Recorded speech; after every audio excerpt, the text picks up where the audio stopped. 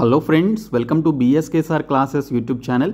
Friends, మనకి railway RPF constable ఎగ్జామినేషన్లో general సైన్స్లో మనకి ముఖ్యంగా ఫిజిక్స్ టాపిక్ నుంచి చాలా క్వశ్చన్స్ అయితే అడుగుతున్నారు. ఈ వీడియోలో టాప్ 100 మోస్ట్ ఇంపార్టెంట్ ఫిజిక్స్కి సంబంధించినటువంటి రిపిటేటివ్గా వస్తున్నటువంటి క్వశ్చన్ అండ్ ఆన్సర్స్ ఈ వీడియోలో చూద్దాము. సో వీడియో చూస్తున్నటువంటి వారు వీడియోని లైక్ చేసి ఛానల్ని సపోర్ట్ చేయండి. ఫస్ట్ టైం మన ఛానల్ని విజిట్ చేస్తే సబ్స్క్రైబ్ చేసుకొని బెల్ సింబల్ని యాక్టివేట్ చేసుకోండి. ఫ్రెండ్స్, డీటెయిల్స్లోకి వెళ్లే ముందు మీరు రైల్వే ఆర్పిఎఫ్ కానిస్టేబుల్ ఎగ్జామ్స్ని అటెంప్ట్ చేస్తున్నటువంటి క్యాండిడేట్స్ అయితే మీకోసం తెలుగు మీడియం అండ్ ఇంగ్లీష్ మీడియంలో మేము మీకు జీకేకి సంబంధించినటువంటి పీడిఎఫ్ మెటీరియల్స్ అన్ని ప్రొవైడ్ చేస్తున్నాము. జీకేతో పాటు కరెంట్ అఫైర్స్, స్టాటిక్ జీకేకి సంబంధించినటువంటి bits English medium and Telugu మీడియంలో కూడా యాడ్ చేయడం జరిగింది. సో ప్రీవియస్ పేపర్స్ అన్నీ కూడా మీరు పొందవచ్చు. సో ఇందులో మీకు 20,000 ప్లస్ బిట్స్ మీకు జీకేకి సంబంధించి అన్ని కాంపిటేటివ్ ఎగ్జామినేషన్స్లో అడిగినటువంటి మోస్ట్ ఇంపార్టెంట్ బిట్స్ అన్నీ కూడా తెలుగు మీడియం అండ్ ఇంగ్లీష్ మీడియంలో ప్రొవైడ్ చేస్తున్నాము. కరెంట్ అఫైర్స్ కూడా తెలుగు మీడియం అండ్ ఇంగ్లీష్ మీడియంలో ఉంటాయి. ప్రీవియస్ పేపర్స్ కూడా ఉంటాయి. సో మీరు 199 రూపీస్కే 6 మంత్స్ వ్యాలిడిటీతో ఈ యొక్క కోర్స్ని అయితే పొందవచ్చు. డిస్క్రిప్షన్లో మీకు బిఎస్కే జాబ్స్ అని చెప్పేసి యాప్ లింక్ అయితే ఉంటుంది. ఆ లింక్పై క్లిక్ చేసి యాప్ని మీరు డౌన్లోడ్ చేసుకున్న తర్వాత హోమ్ పేజ్లో రైల్వే ఎగ్జామ్స్ అని చెప్పేసి ఒక బాక్స్ ఉంటుంది. ఈ బాక్స్ ఓపెన్ చేస్తే ఈ కోర్స్ కనిపిస్తుంది. ప్రతి ఒక్కరూ తీసుకోండి. ఫ్రెండ్స్, ముందుగా చూసుకున్నట్లయితే which of the following metals is the best conductor of heat and electricity అని చెప్పేసి క్వశ్చన్ అయితే వచ్చింది. ఈ క్రింది లోహాలలో ఏది ఉష్ణం మరియు విద్యుత్ యొక్క ఉత్తమ వాహకం అని చెప్పేసి అడిగారు. సో ఇచ్చినటువంటి ఆప్షన్స్లో చూస్తే మనకి వెండి అంటే సిల్వర్ మనకి విద్యుత్కి సంబంధించినటువంటి ఉత్తమ వాహకంగా పనిచేస్తుందండి. సో ఇక్కడ మనం రైట్ ఆన్సర్ వచ్చేసి ఆప్షన్ ఏ అనమాట.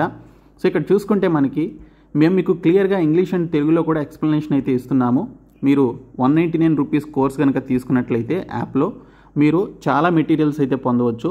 రాబోయేటువంటి ఆర్పిఎఫ్కి సంబంధించినటువంటి కానిస్టేబుల్ ఎగ్జామ్స్తో పాటు రైల్వేకి సంబంధించిన అన్ని కాంపిటేటివ్ ఎగ్జామినేషన్స్కి మీకు ఆ పీడిఎఫ్ మెటీరియల్స్ చాలా హెల్ప్ చేస్తాయి. ఆ పీడిఎఫ్స్ని మీరు డౌన్లోడ్ చేసుకొని ప్రింట్అవుట్ కూడా తీసుకోవచ్చు. కాబట్టి డిస్క్రిప్షన్లో ఉన్నటువంటి యాప్ని డౌన్లోడ్ చేసుకొని ఈ కోర్సెస్ అయితే తీసుకోండి. సో దీనికి సంబంధించిన ఎక్స్ప్లెనేషన్ చూస్తే వెండి ఉష్ణం మరియు విద్యుత్ యొక్క ఉత్తమ వాహకం అన్నమాట. సో రాగి కూడా మంచి ఉష్ణ వాహకమే. అయితే వెండి దాని ప్రత్యేకమైనటువంటి స్ఫటిక నిర్మాణం మరియు సంయోగ ఎలక్ట్రాన్ కారణంగా విద్యుత్ మరియు ఉష్ణం యొక్క ఉత్తమ వాహకంగా పనిచేస్తుంది.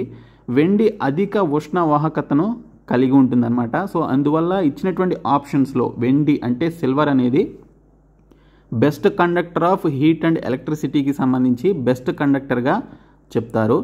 Next question, Einstein was awarded the Nobel prize for. ఐన్స్టీన్కు నోబెల్ బహుమతి దేనికి సంబంధించి వచ్చింది అని చెప్పేసి ఇక్కడ మనకి క్వశ్చన్ అయితే అడగడం జరిగింది. సో ఇక్కడ చూసుకుంటే మనకి కాంతి విద్యుత్ ఉద్గారాలు, ఓకే, ఫోటో ఎలక్ట్రిక్ ఎమిషన్ అనేటువంటి పర్టికులర్ దానిపైన ఆయన చేసినటువంటి రీసెర్చ్కి గాను నోబెల్ బహుమతి అయితే రావడం జరిగింది. సో ఇక్కడ చూసుకుంటే మనకి 1921లో ఐన్స్టీన్ ఫోటో ఎలక్ట్రిక్ ప్రభావంపై చేసినటువంటి గణనీయమైనటువంటి కృషికి భౌతిక శాస్త్రంలో నోబెల్ బహుమతిని ఆయన గెలుచుకోవడం జరిగింది. కాంతి ప్రకాశిస్తున్నప్పుడు లోహం నుండి ఎలక్ట్రాన్లు బయటకు వచ్చేటువంటి దృగ్విషయాన్ని ఫోటో ఎలక్ట్రిక్ ప్రభావం వివరిస్తుంది. ఓకే, సో ఇక్కడ మీరు ఇమేజ్లో చూడొచ్చు, కాంతి ప్రవహిస్తున్నప్పుడు ఓకే లోహం నుండి కొన్ని ఎలక్ట్రాన్లు అయితే బయటికి రావడం జరుగుతుందన్నమాట. సో ఈ యొక్క విషయం గురించి ఈ యొక్క ఫోటో ఎలక్ట్రిక్ ప్రభావంపై ఆయన చేసినటువంటి రీసెర్చ్కి గాను 1921లో ఆయనకి నోబెల్ ప్రైజ్ అయితే రావడం జరిగింది. సో ఇంపార్టెంట్ క్వశ్చన్ అండి ఇది. Next question, which of the following is used in the preparation of nuclear bombs. అణుబాంబుల తయారీలో ఈ క్రింది వాటిలో దేనిని ఉపయోగిస్తారు అని చెప్పేసి అడిగారు. సో మనందరికీ తెలిసిందే. సో మనం ఇక్కడ న్యూక్లియర్ రియాక్టర్స్లో కానీ లేకపోతే అణుబాంబుల తయారీలో కానీ ఓకే న్యూక్లియర్ బాంబ్స్లో కానీ మనం యూజ్ చేసేటువంటి మూలకం యురేనియం అనమాట. So option B right answer. సో ఇక్కడ చూసుకుంటే మనకి అణ్వాయుధ అనువర్తనాలకు సాధారణంగా ఉపయోగించేటువంటి విచ్ఛిన్న పదార్థాలు యురేనియం 235 మరియు ప్లూటోనియం 239. తక్కువ సాధారణంగా ఉపయోగించేటువంటి యురేనియం వచ్చేసి 233 అనమాట.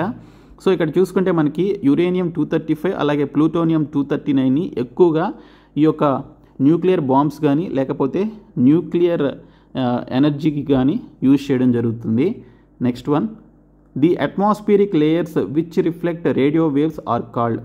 రేడియో తరంగాలను ప్రతిబింబించేటువంటి వాతావరణ పొరలను ఏమంటారు అని చెప్పేసి మనకి క్వశ్చన్ అయితే ఇచ్చారు. సో మన యొక్క వెదర్ అనేది కొన్ని లేయర్స్గా ఫామ్ అవుతుంది. ఫస్ట్ వచ్చేసి ట్రోపోస్పియర్ అనమాట, ఆ తర్వాత స్ట్రాటోస్పియర్ ఉంటుంది. ఇలాగ మనకి లేయర్స్గా ఫామ్ అయి ఉంటుంది మన యొక్క వాతావరణం. అయితే ఇందులో మనకి అట్మాస్ఫియరిక్ లేయర్స్లో రేడియో వేవ్స్ని రిఫ్లెక్ట్ చేసేటువంటి లేయర్ ఏంటని చెప్పేసి అడిగారు. సో రైట్ ఆన్సర్ వచ్చేసి అయోనోస్పియర్ అండి. సో అయోనోస్పియర్ ఇక్కడ రేడియో తరంగాలను ప్రతిబింబించేటువంటి వాతావరణ పొరలను కలిగి ఉంటుందన్నమాట. సో ఇక్కడ మనం చూసుకుంటే దీనికి సంబంధించి అయోనోస్పియర్ అనేది రేడియో తరంగాలను ప్రతిబింబించేటువంటి భూ వాతావరణం యొక్క పొర. ఇది ఎగువ వాతావరణంలో 80 నుండి 600 కిలోమీటర్ల మధ్య దీని యొక్క ఆ వాతావరణం యొక్క లేయర్ అనేది ఉంటుందన్నమాట. సో దీనికి సంబంధించినటువంటి అట్మాస్ఫియరిక్ లేయర్, అయోనోస్పియర్ అనేటువంటి అట్మాస్ఫియరిక్ లేయర్ మనకి పైన విశ్వంలో నుంచి వచ్చేటువంటి ఈ యొక్క రేడియో వేవ్స్ ఏవైతే ఉంటాయో వాటిని రిఫ్లెక్ట్ చేసి మళ్ళీ తిప్పి పంపిస్తుందన్నమాట.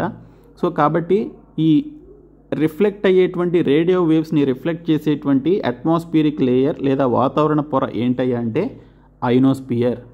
Okay, next question, AC is converted into DC by. ఏసీని డీసీగా దేని ద్వారా మారుస్తారు అని చెప్పేసి అడిగారు. ఫిజిక్స్లో మనకి కొన్ని కన్వర్షన్స్ అయితే ఉంటాయన్నమాట, ఎనర్జీ కన్వర్షన్స్. ఓకే, మెకానికల్ ఎనర్జీని ఎలక్ట్రికల్ ఎనర్జీగా మార్చేటువంటి దాన్ని ఆల్టర్నేటర్ అని చెప్పేసి అంటారు. సో మనకి ఫర్ ఎగ్జాంపుల్కి హైడ్రో ఎలక్ట్రిక్ ప్లాంట్స్ ఉంటాయి కదా, ఫర్ ఎగ్జాంపుల్ నాగార్జున సాగర్ కానీ లేకపోతే శ్రీశైలం డ్యామ్ దగ్గర మనకి ఎనర్జీ అనేది ప్రొడ్యూస్ అవుతుంది. ఓకే, సో టర్బైన్ మీద ఆ యొక్క వాటర్ ఫ్లో వెళ్ళినప్పుడు టర్బైన్ చాలా ఫాస్ట్గా తిరిగినప్పుడు మెకానికల్ ఎనర్జీ అనేది ప్రొడ్యూస్ అవుతుంది. ఆ మెకానికల్ ఎనర్జీని మనం అవుట్పుట్ ఏం తీసుకురావాలి, ఎలక్ట్రికల్ ఎనర్జీగా తీసుకురావాలి. సో దాన్ని మెకానికల్ ఎనర్జీని ఎలక్ట్రికల్ ఎనర్జీగా మార్చడానికి అక్కడ మనకి ఒక ఆల్టర్నేటర్ని పెడతారనమాట. సో దాన్ని జనరేటర్ అంటారు. సో ఆ యొక్క ఆల్టర్నేటర్ ఏం చేస్తుంది అంటే, సో ఆ యొక్క ఎనర్జీని మెకానికల్ ఎనర్జీని ఎలక్ట్రికల్ ఎనర్జీగా మార్చి మనకి అవుట్పుట్ ఏం తీసుకొస్తుంది అంటే ఎలక్ట్రికల్ ఎనర్జీని తీసుకురావడం జరుగుతుందన్నమాట. సో ఇలాగా కొన్ని కన్వర్షన్స్ ఉంటాయి. ఏసీని డీసీగా మార్చేటువంటి దాన్ని ఏమంటారని చెప్పేసి అడిగారు. ఇచ్చినటువంటి వాటిల్లో మనకి ఇక్కడ రెక్టిఫైర్ అనేది కరెక్ట్ ఆప్షన్ అనమాట. సో రెక్టిఫైర్ అనేది మనకి ఏసీ కరెంట్ని లేదా ఏసీ ఎనర్జీని డీసీగా మారుస్తుంది అనమాట. ఏసీ అంటే ఆల్టర్నేటివ్ కరెంట్, డీసీ అంటే డైరెక్ట్ కరెంట్ అనేది మనకి ఇక్కడ ఫుల్ ఫామ్ అయితే ఉంటుంది. సో ఇక్కడ మనం చూసుకున్నట్లయితే a rectifier is an electrical device that converts alternating current to direct current. Rectifiers are used in power supplies to provide a stable DC voltage for electronic devices. Okay, కొన్ని electronic డివైజెస్లో మనం DC వోల్టేజ్ని use చేస్తామన్నమాట. So stable DC వోల్టేజ్ని మనం కలిగి ఉండడానికి సంబంధించి మనం ఈ పర్టికులర్ రెక్టిఫైర్ని యూజ్ చేసి మనకు వచ్చేటువంటి ఇన్పుట్ ఏసీని డీసీగా మార్చడం కోసం ఈ రెక్టిఫైర్ అనేటువంటి పర్టికులర్ ఎక్విప్మెంట్ని యూజ్ చేయడం జరుగుతుంది. సో మీకు అర్థమైంది కదా, ఇలాగ కొన్ని కన్వర్షన్స్ ఉంటాయండి. ఓకే, సో అవన్నీ మీరు చదువుకోండి. Next one, size of the sun is how many times bigger than that of the earth. సూర్యుడి పరిమాణం భూమి కంటే ఎన్ని రెట్లు పెద్దది అని చెప్పేసి అడిగారు. సో సూర్యుని యొక్క పరిమాణం, సో ఇక్కడ చూసుకుంటే 109 టైమ్స్ పెద్దదండి. ఓకే, భూమి ఇంత ఉంది అనుకుంటే సూర్యుడి యొక్క పరిమాణం ఎంత ఉంటుంది అంటే 109 టైమ్స్ భూమి కంటే పెద్దగా ఉంటుందన్నమాట. సో గుర్తుపెట్టుకుని ఈ నెంబర్. సో 109 టైమ్స్ పెద్దగా ఉంటుంది. సో నెక్స్ట్ ఇక్కడ మనం దీనికి సంబంధించిన ఇన్ఫర్మేషన్ చూస్తే సూర్యుడు 8,64,400 మైల్స్ అంటే 13,91,000 కిలోమీటర్లు ఆ సూర్యుడికి సంబంధించినటువంటి ఆ పర్టికులర్ డయామీటర్ని కలిగి ఉంటే this is about 109 times the diameter of earth. Okay, earth యొక్క డయామీటర్ కంటే సూర్యుడి యొక్క డయామీటర్ 109 టైమ్స్ పెద్దదన్నమాట. Okay, next question, which one of these is not a measuring instrument. వీటిలో ఏది కొలత పరికరం కాదు అని చెప్పేసి ఇచ్చారు. సో ఇక్కడ చూసుకుంటే మనకి ఇచ్చినటువంటి వాటిల్లో థర్మామీటర్, ఓకే, మన యొక్క టెంపరేచర్ని చూడడానికి యూజ్ చేస్తాం. అలాగే బారోమీటర్, హైడ్రోమీటర్, హైగ్రోమీటర్ ఇవి కూడా మనం పర్టికులర్ విషయాల్ని తెలుసుకోవడానికి సంబంధించి యూజ్ చేస్తాం. అయితే ఇక్కడ మనకి పికోమీటర్ అని చెప్పేసి ఉంది. సో పికోమీటర్ అనేది ఒక కొలత పరికరం అయితే కాదనమాట. సో ఇక్కడ మనం దీనికి సంబంధించిన ఇన్ఫర్మేషన్ చూస్తే పికోమీటర్ అనేది రైట్ ఆన్సర్ ఇచ్చినటువంటి క్వశ్చన్కి. పికోమీటర్ అనేది పొడవు యొక్క యూనిట్ అది. ఓకే, కొలత పరికరం అయితే కాదు. ఓకే, పొడవుకి సంబంధించినటువంటి యూనిట్ అనమాట. ఓకే, సో హైగ్రోమీటర్, బారోమీటర్ మరియు థర్మోమీటర్ అన్నీ కూడా వరుసగా తేమ, వాతావరణ పీడనం మరియు ఉష్ణోగ్రత వంటి నిర్దిష్ట పరిమాణాలను కొలవడానికి ఉపయోగించేటువంటి పరికరాలు అన్నమాట. సో ఇక్కడ చూసుకుంటే మనకి హైగ్రోమీటర్ వచ్చేసి హ్యూమిడిటీని ఓకే తేమ ఎంత ఉంది వాతావరణంలో అని తెలుసుకోవడానికి యూజ్ చేసేటువంటి మీటర్ హైగ్రోమీటర్. అదే బారోమీటర్ వచ్చేసి వాతావరణ పీడనం అట్మాస్ఫియరిక్ ప్రెషర్ని కొలవడానికి యూజ్ చేసేటువంటి పరికరం అనమాట. ఇంకా థర్మామీటర్ వచ్చేసి టెంపరేచర్ని కొలవడానికి యూజ్ చేసేటువంటి పరికరం. ఓకే, హైగ్రోమీటర్ ఏమో హ్యూమిడిటీని వాతావరణంలో ఉన్నటువంటి హ్యూమిడిటీని కొలవడానికి యూజ్ చేసేటువంటి పరికరం. బారోమీటర్ వచ్చేసి అట్మాస్ఫియరిక్ ప్రెషర్ని కొలవడానికి యూజ్ చేసేటువంటి పరికరం. ఇంకా థర్మామీటర్ వచ్చేసి టెంపరేచర్ని కొలవడానికి యూజ్ చేసేటువంటి పరికరం. అయితే మరి పికోమీటర్ వచ్చేసి అది లెంగ్త్కి సంబంధించి ఓకే పొడవుకి సంబంధించి అది ఒక మెజరింగ్ ఇన్స్ట్రుమెంట్ అయితే కాదు, అదేంటంటే యూనిట్ అనమాట. ఓకే, లెంగ్త్కి సంబంధించినటువంటి యూనిట్ అనమాట. సో యూనిట్ ఆఫ్ లెంగ్త్ అని చెప్పేసి అంటారు. సో పొడవుకి సంబంధించినటువంటి యూనిట్ని మనం పికోమీటర్ అని చెప్పేసి పిలుస్తారు. Next question, the material used for safety from nuclear radiation is. Nuclear radiation నుంచి భద్రత కొరకు ఉపయోగించేటువంటి పదార్థం ఏమిటి అని చెప్పేసి అడిగారు. రైట్ ఆన్సర్ వచ్చేసి రాగండి, అంటే కాపర్ అనమాట. సో కాపర్ని న్యూక్లియర్ రేడియేషన్ నుంచి భద్రత కోసం ఉపయోగించేటువంటి ఒక వస్తువు అనమాట. సో ఇక్కడ చూసుకుంటే మనకి రేడియేషన్ షీల్డ్ కొరకు లెడ్ మెటల్ ఇష్టపడేటువంటి పదార్థం. దీని యొక్క కారణం ఏంటంటే రేడియేషన్ మూలాల నుండి రక్షణ కల్పించడంలో సీసం చాలా ప్రభావవంతంగా ఉంటుంది. ఈ కారణంగా దీన్ని రేడియేషన్ రక్షణ వ్యవస్థల రూపకల్పనలో దీన్ని ఉపయోగించడం జరుగుతుంది. Next question, hydraulic brakes works on which principle. Hydraulic బ్రేకులు ఏ సూత్రం ఆధారంగా పనిచేస్తాయి అని చెప్పేసి మనకి క్వశ్చన్ అయితే ఉంది. హైడ్రాలిక్ బ్రేకులు మనకి పాస్కల్ సూత్రం ప్రకారం ఓకే పాస్కల్స్ ప్రిన్సిపల్ ప్రకారం మనకి వర్క్ చేస్తాయండి హైడ్రాలిక్ బ్రేక్స్. సో ఇక్కడ చూసుకుంటే మనకి in 1647 the French scientist Blaise Pascal 1623 to 1662 మధ్యన ఆయన బ్రతికారు. So discovered that water exerts the same pressure in all directions. This statement is known as Pascal's principle. Okay, Pascal's principle ఏంటంటే water exerts the same pressure in all directions అనేది దానికి సంబంధించినటువంటి principal అనమాట. So ఇక్కడ చూసుకుంటే మనకి hydraulic బ్రేకులు ఏ సూత్రం ఆధారంగా పనిచేస్తాయి అంటే పాస్కల్స్ ప్రిన్సిపల్ ప్రకారం, పాస్కల్స్ సూత్రం ప్రకారం అవి పనిచేయడం జరుగుతుంది. సో నీరు అనేది అన్ని దశల్లో ఒకే విధమైనటువంటి పీడనాన్ని కలిగి ఉంటుందని చెప్పేసి ఆయన కనుగొనడం జరిగింది 1647లో. సో ఈ పర్టికులర్ రూల్ ప్రకారమే మనకి హైడ్రాలిక్ బ్రేక్స్ అనేవి వర్క్ చేస్తాయన్నమాట. Next question, which among the following principle is used by bats. ఈ క్రింది వాటిలో ఏ సూత్రాన్ని గబ్బిలాలు ఉపయోగిస్తాయి అని చెప్పేసి అడిగారు. సో ఇక్కడ ఇచ్చినటువంటి ఆన్సర్ చూసుకున్నట్లయితే సోనార్ అండి. Okay, sonar sound navigation and ranging, ధ్వని నావిగేషన్ మరియు శ్రేణికి సంబంధించి ఈ యొక్క సోనార్ ప్రకారమే గబ్బిలాలు ఆ యొక్క సూత్రాన్ని బేస్ చేసుకొని అవి గాలిలో ఎగరడం కానీ ఇలా చేస్తాయన్నమాట. సో వాటికి వచ్చేటువంటి సిగ్నల్స్ని బట్టి ఓకే ఆ సోనార్ వల్ల వాటికి వచ్చేటువంటి సిగ్నల్స్ని బట్టి ఎదురుగా వాటికి ఏముందనేది అవి తెలుసుకోవడం జరుగుతుంది. ఓకే, సో ఇక్కడ చూసుకుంటే bat used sonar sound navigation and ranging. Sonar is a technique that uses sound propagation to navigate, communicate with or detect objects on or under the surface of the water such as other vessels. Okay, so ఇక్కడ చూసుకుంటే గబ్బిలాలు sonar sound navigation and రేంజింగ్ను ఉపయోగిస్తాయి. Sonar అనేది ఇతర నాళాలు వంటి నీటి ఉపరితలంపై లేదా క్రింద ఉన్న వస్తువులను నావిగేట్ చేయడానికి, కమ్యూనికేట్ చేయడానికి లేదా గుర్తించడానికి ధ్వని వ్యాప్తిని ఉపయోగించేటువంటి ఒక సాంకేతిక అనమాట. సో ఇక్కడ చూసుకుంటే సేమ్ ఇదే ఫామ్లని గబ్బిలాలు కూడా ఫాలో అవడం జరుగుతుంది.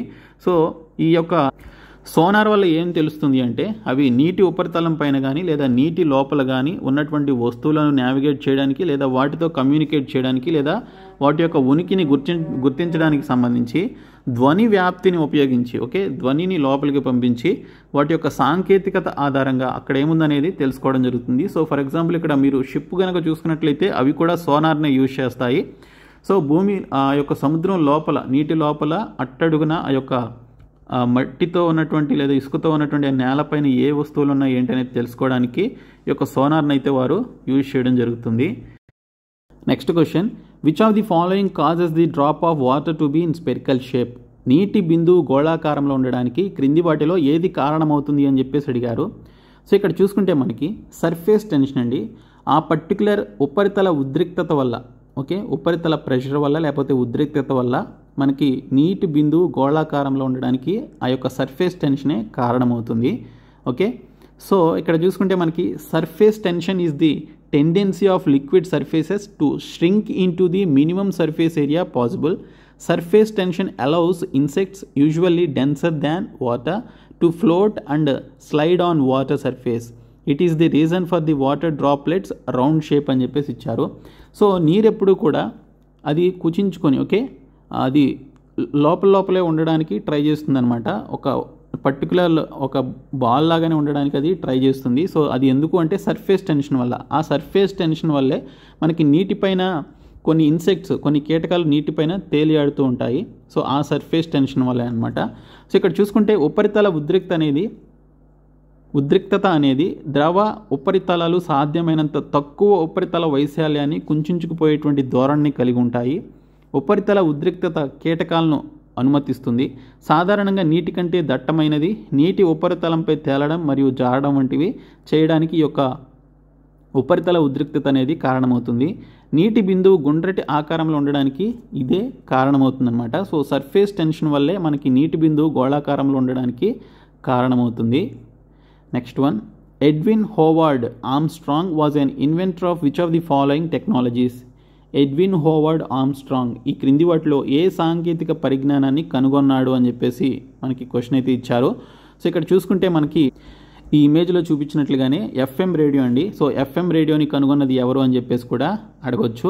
కాబట్టి ఇక్కడ చూసుకుంటే Edwin Howard Armstrong was an American electrical engineer who developed FM radio and the superheterodyne receiver system. Edwin Howard Armstrong is the father of FM radio and was born in 1890. Okay, so ఇక్కడ చూసుకున్నట్లయితే మనకి అమెరికాకి చెందినటువంటి electrical engineer అయినటువంటి Edwin Howard Armstrong అనేటువంటి ఆయన 1890లో ఈ యొక్క ఎఫ్ఎం రేడియో సిస్టమ్ని కనుక్కోవడం జరిగింది. దీనితో పాటు సూపర్ హీట్రోడైన్ రిసీవర్ సిస్టమ్ని కూడా ఆయన కనుగొన్నారు. సో ఈయన్ని ఫాదర్ ఆఫ్ ఎఫ్ఎం రేడియో అని చెప్పేసి కూడా పిలుస్తారు. So father of FM radio అని పిలవడం జరుగుతుంది. సో 1890లో కనుగొన్నారనమాట ఎఫ్ఎం రేడియోని. Next one, which among the following is the most acceptable range of LEO? అంటే లియో అంటే లో అర్త్ ఆర్బిట్. ఈ క్రింది వాటిలో లో అర్త్ ఆర్బిట్ యొక్క అత్యంత ఆమోదయోగ్యమైనటువంటి పరిధి ఏది అని చెప్పేసి అడిగారు. సో ఇక్కడ మనకి లో అర్త్ ఆర్బిట్, లో అర్త్ ఆర్బిట్ అంటే మనం భూమిపైకి కొన్ని శాటిలైట్స్ అయితే పంపిస్తూ ఉంటాం కదా. సో ఆ శాటిలైట్స్కి అలాగే అర్త్ ఆర్బిట్కి మధ్య ఒక పర్టికులర్ రేంజ్ అయితే ఉంటుందన్నమాట. దాన్ని యాక్సెప్టబుల్ రేంజ్ ఆఫ్ లియో అని చెప్పేసి అంటారు, లో అర్త్ ఆర్బిట్ అని చెప్పేసి. దాని యొక్క డిస్టెన్స్ ఎంత అనేది చూసుకుంటే 160 కిలోమీటర్స్ నుంచి 2000 కిలోమీటర్స్ మధ్య ఈ యొక్క యాక్సెప్టబుల్ రేంజ్ అయితే ఉండాలన్నమాట. ఓకే, సో ఇక్కడ మనం చూసుకుంటే ఈ శ్రేణిని సాధారణంగా భూ వాతావరణంలోని ఉపగ్రహ కక్షల సందర్భంలో ఉపయోగిస్తారు మరియు దీన్నే అంగీకరించడం జరుగుతుంది. ఇది సుమారు 160 కిలోమీటర్లు. ఓకే, కార్మాన్ రేఖ తరచుగా అంతరిక్షం యొక్క సరిహద్దుగా ఉపయోగపడుతుంది. సో ఈ యొక్క 160 కిలోమీటర్ల నుండి భూమి ఉపరితలం నుండి 2000 కిలోమీటర్ల వరకు ఇది విస్తరించి ఉంటుందన్నమాట. Next question, which among the following waves are most commonly used in the night vision devices? Night vision పరికరాల్లో ఈ క్రింది వాటిలో ఏ తరంగాలను ఎక్కువగా ఉపయోగిస్తారని చెప్పేసి అడిగారు. చాలా ఇంపార్టెంట్ క్వశ్చన్ అండి ఇది. సో నైట్ విజన్ పరికరాల్లో ఎక్కువగా ఉపయోగించేది ఇన్ఫ్రారెడ్ రేస్ అండి. ఇన్ఫ్రారెడ్ వేవ్స్ని ఎక్కువగా యూజ్ చేయడం జరుగుతుంది. సో ఇన్ఫ్రారెడ్ తరంగాలను ఎక్కువగా యూజ్ చేస్తారు. సో ఇక్కడ చూసుకుంటే మనకి నైట్ విజన్ గాగుల్స్ వంటి నైట్ విజన్ పరికరాల్లో పరారుణ తరంగాలని, తెలుగులో పరారుణ తరంగాలు అని చెప్పేసి అంటారు. సో ఈ పరారుణ తరంగాలను ఉపయోగించడం జరుగుతుంది.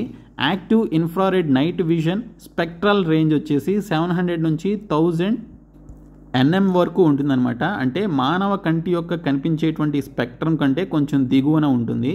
సో ఈ యొక్క పరారుణ కాంతిని ఈ కాంతికి సున్నితమైనటువంటి CCD కెమెరాలతో మిళితం చేస్తుంది అనేది సో దీనికి సంబంధించినటువంటి ఎక్స్ప్లెనేషన్.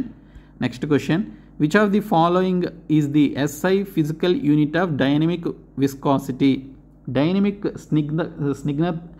స్నిగ్ధతకి సంబంధించి SI భౌతిక ప్రమాణం ఈ క్రింది వాటిలో ఏది అని చెప్పేసి అడిగారు. సో ఇక్కడ చూసుకుంటే పాస్కల్ సెకండ్ అండి. Okay, SI physical unit of dynamic viscosity అని చెప్పేసి అడిగారు. డైనమిక్ స్నిగ్ధత అని చెప్పేసి అడిగారు. సో రైట్ ఆన్సర్ వచ్చేసి పాస్కల్ సెకండ్.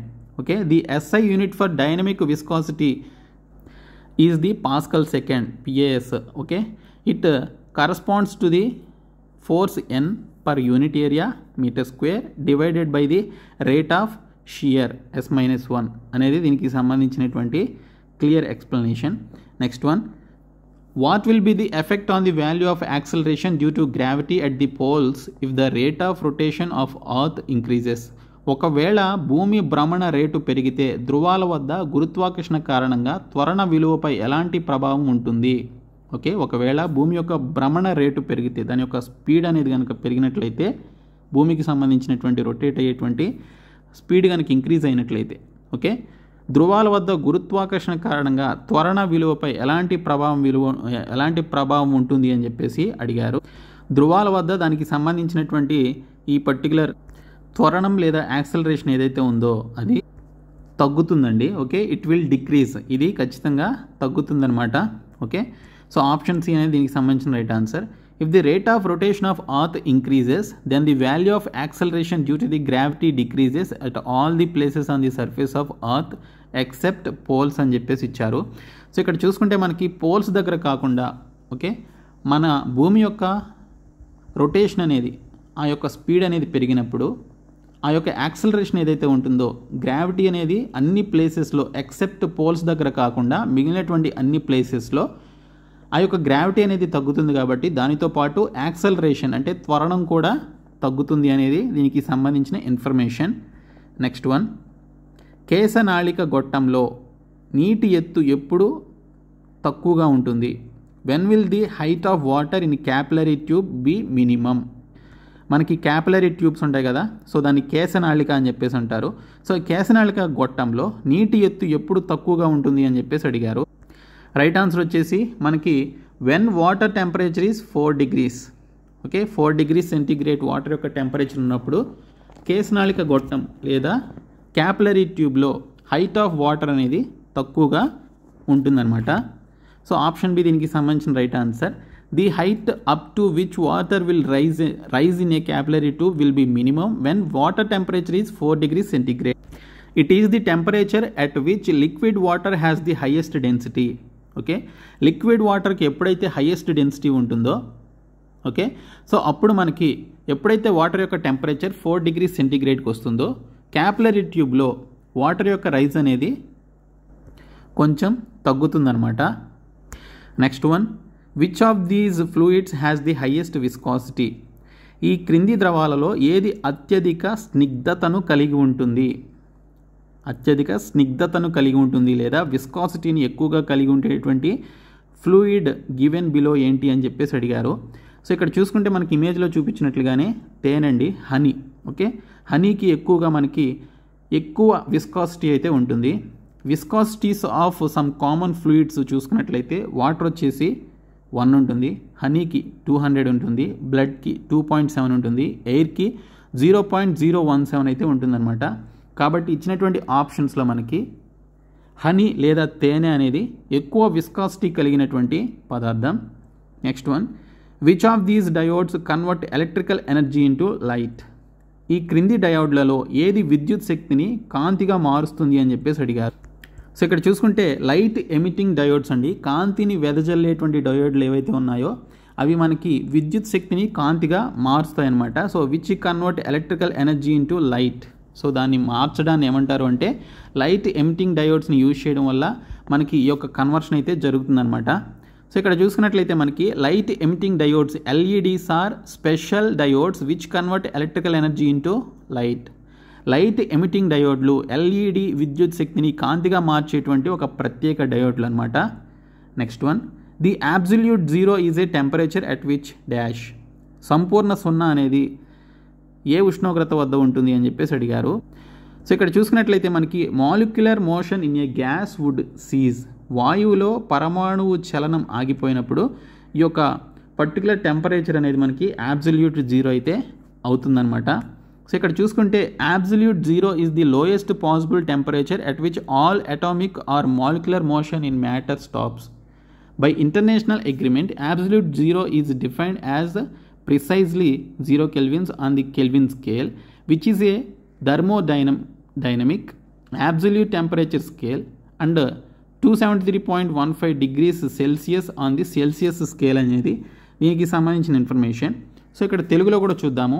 అబ్సల్యూట్ 0 అనేది పదార్థంలోని అన్ని పరమాణు లేదా పరమాణు చలనం ఆగిపోతే అతి తక్కువ ఉష్ణోగ్రతను నమోదు చేస్తుంది. అంతర్జాతీయ ఒప్పందం ప్రకారం సంపూర్ణ 0ను ఖచ్చితంగా నిర్వచించారు. అదేంటంటే థర్మోడైనమిక్ సంపూర్ణ ఉష్ణోగ్రత స్కేలు అయినటువంటి కెల్విన్ స్కేల్పై 0 కెల్విన్ అయితే ఉంటుంది, మరియు సెల్సియస్ స్కేల్పై 273.15 degrees Celsius అయితే ఉంటుంది.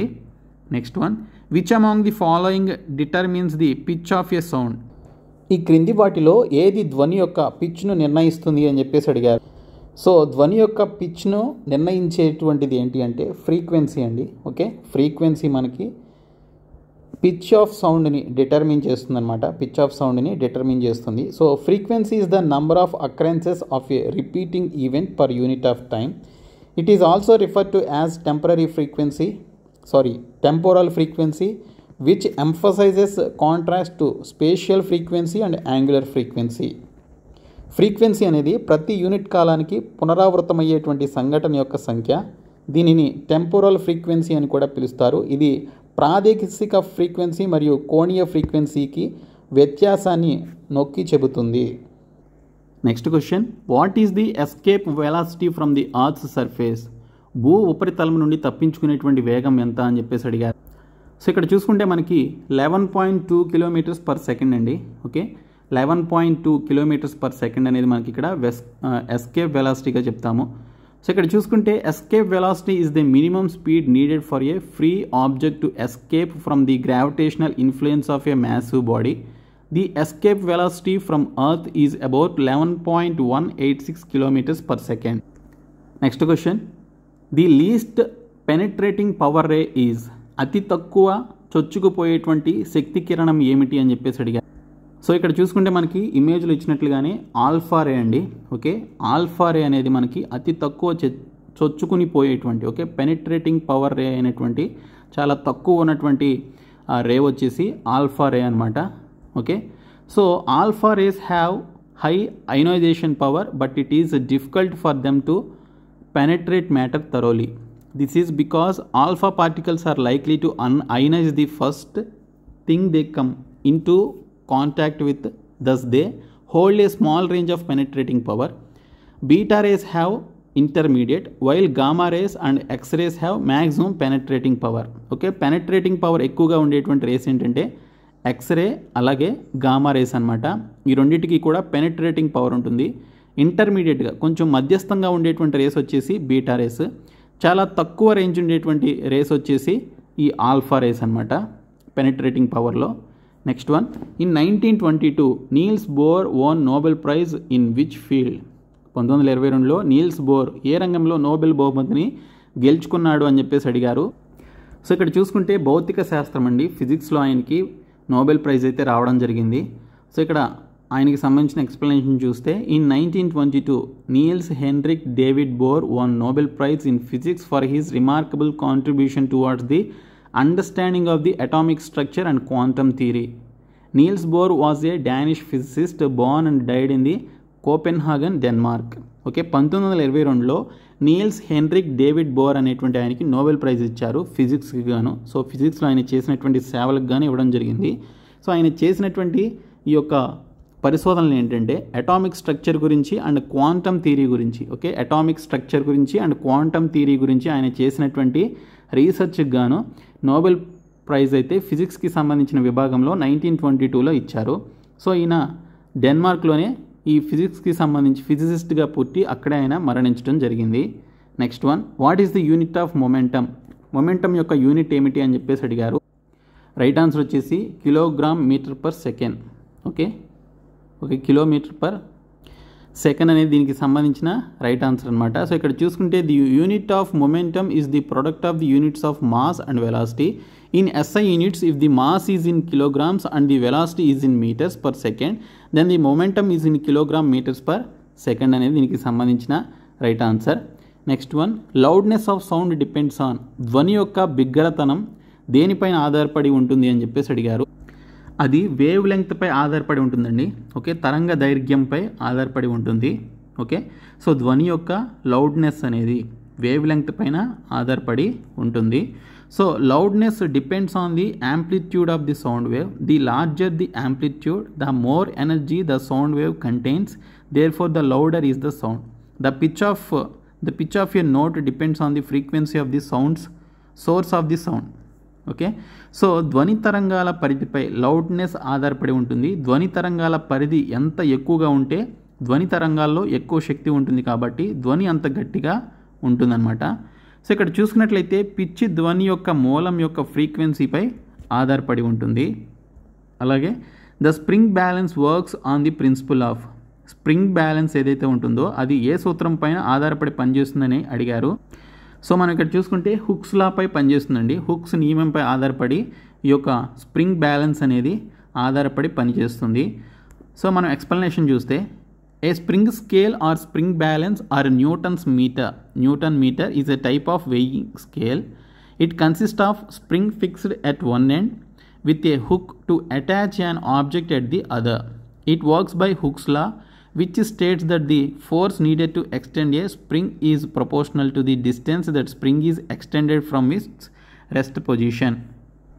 స్ప్రింగ్ స్కేల్ లేదా స్ప్రింగ్ బ్యాలెన్స్ లేదా న్యూటన్ మీటర్ అనేది ఒక రకమైనటువంటి వెయింగ్ స్కేల్ అనమాట. ఇది ఒక చివరన ఒక వస్తువును జత చేయడానికి ఒక హుక్తో అమర్చబడినటువంటి స్ప్రింగ్ను కలిగి ఉంటుంది. ఇది హుక్ యొక్క నియమం ద్వారా పనిచేస్తుంది. ఇది విస్తరించడానికి సంబంధించి అవసరమైనటువంటి బలం దాని విశ్రాంతి స్థానం నుండి దాని యొక్క పొడిగించబడేటువంటి దూరానికి అనులోమానుపాతంలో ఉంటుంది అనేది దీనికి సంబంధించినటువంటి information. Next one, which type of sound is produced by a bat. గబ్బిలం ఏ రకమైనటువంటి ధ్వనిని ఉత్పత్తి చేస్తుంది. సో ఇక్కడ చూసుకుంటే మనకి ఈ బ్యాట్స్ అల్ట్రాసోనిక్ సౌండ్స్ని అయితే అవి ఉత్పత్తి చేయడం జరుగుతుందన్నమాట. అల్ట్రాసోనిక్ సౌండ్స్ని ఉత్పత్తి చేస్తాయి. విస్కాసిటీస్ ఆఫ్ సమ్ కామన్ ఫ్లూయిడ్స్ చూసుకుంటే ఆల్రెడీ మనం చెప్పిందే. వాటర్కి సంబంధించి 1, హనీకి సంబంధించి 200, బ్లడ్కి సంబంధించి 2.7, ఎయిర్ అయితే 0.017. Next question, what is the direction of magnetic field lines in a magnet. అయస్కాంతంలోని అయస్కాంత క్షేత్ర రేఖల దిశ ఏమిటి అని చెప్పేసి అడిగారు. సో ఇక్కడ చూసుకుంటే మనకి అవి నార్త్ పోల్ నుంచి సౌత్ పోల్కి అయితే ఉంటాయండి. ఓకే, నార్త్ పోల్ నుంచి సౌత్ పోల్కి అయితే ఉంటాయన్నమాట. So north pole to south pole మధ్య ఉంటాయి. What is the direction of magnetic field lines in a magnet అనేది చూసుకుంటే అయస్కాంతంలోని అయస్కాంత క్షేత్ర రేఖల దిశ ఏమిటి అంటే అవి north pole to south pole వైపు ఉంటాయి. సో ఇక్కడ చూసుకుంటే మనకి అయస్కాంత క్షేత్ర రేఖలు లేదా బలరేఖలు అయస్కాంత క్షేత్రాన్ని దృశ్యమానం చేయడానికి మైకెల్ ఫారడే 1971 to 1867లో ప్రవేశపెట్టినటువంటి ఊహాత్మక రేఖలు అనమాట. బలరేఖలు ఒక క్షేత్రం యొక్క గ్రాఫికల్ ప్రాతినిధ్యాన్ని కలిగి ఉంటాయి. బలరేఖలు అనగా ఒక విభక్త యూనిట్ ఉత్తర ధ్రువం క్షేత్రంలో ప్రయాణించేటువంటి మార్గంలో ఉంటాయన్నమాట. సో ఈ క్వశ్చన్ ఆల్రెడీ చూసిందే మనం. ఓకే, సో నెక్స్ట్ క్వశ్చన్ చూసుకున్నట్లయితే who gave the theory of relativity. సాపేక్ష సిద్ధాంతాన్ని ఎవరు ఇచ్చారు? ఓకే, సాపేక్ష సిద్ధాంతాన్ని ఆల్బర్ట్ ఐన్స్టీన్ అయితే ఇచ్చారండి.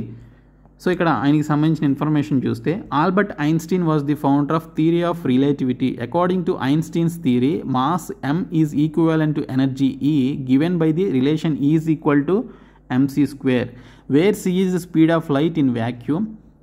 Albert Einstein was awarded the 1921 Nobel Prize in Physics for this contribution to the field of theoretical physics అనే దానికి సంబంధించి ఆయనకి ఈజ్ ఈక్వల్ టు mc² అనేది కనిపెట్టినందుకు గాను 1921లో నోబెల్ ప్రైజ్ అయితే రావడం జరిగింది. Next question, which among the following waves are used in the gemstone industry to change white topaz into blue topaz. White టాపేజ్ను బ్లూ టాపేజ్గా మార్చడం కొరకు రత్నాల పరిశ్రమలో దిగువ పేర్కొన్నటువంటి ఏ తరంగాలను ఉపయోగిస్తారని చెప్పేసి అడిగారు. సో ఇక్కడ చూసుకుంటే మనకి గామా కిరణాలు లేదా గామా రేస్ని యూజ్ చేయడం జరుగుతుందండి. సో గామా రేస్ని యూజ్ చేయడం జరుగుతుంది. ఓకే, సో ఇవి కొన్ని ఇంపార్టెంట్ బిట్స్. నేను మళ్ళీ నెక్స్ట్ వీడియో అయితే చేస్తాను రేపు. సో ప్రతి ఒక్కరు కూడా మన ఛానల్ని ఫాలో అవ్వండి. సో టోటల్గా 100 బిట్స్ అయితే ఉన్నాయి, మోస్ట్ ఇంపార్టెంట్ బిట్స్. ఇవి బేసిక్స్ అనమాట. మనకి క్వశ్చన్స్ పెరిగే కొద్దీ ఇంకా చాలా ఇంపార్టెంట్ బిట్స్ అయితే వస్తాయి. సో ప్రతి ఒక్కరు కూడా మన ఛానల్ని ఫాలో అవ్వండి. Thank you so much guys.